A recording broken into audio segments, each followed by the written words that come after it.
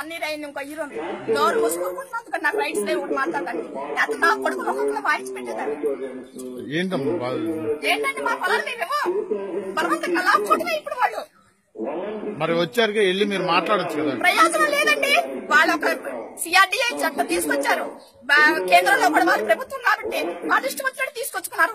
Rights ఉన్నాయి, legal గా వాళ్ళకి రైట్ ఉంది. ఇవ్వకుండా లాక్కుంటారు. పిచ్చిక మీద బ్రహ్మాస్త్రాలు మాయండి. పిచ్చిక మీద బ్రహ్మాస్త్రం వేస్తున్నాడు చంద్రబాబు నాయుడు. నాకు ఓటు వచ్చిన దగ్గర నుంచి వేరే పార్టీకి మేము ఓటైనా చంద్రబాబు నాయుడికి తప్పితే మేము ఇప్పుడు ఓటేసి మా బాధ మా తెచ్చి మీదకి తెచ్చుకున్నామండి. ఏమనుకుంటున్నాడు? సంవత్సరానికి 3 పంటలు పండే భూమి ఎవరండి? అన్నం తింటే జాతగా కూడా పాడు చేసుకున్న భూమి.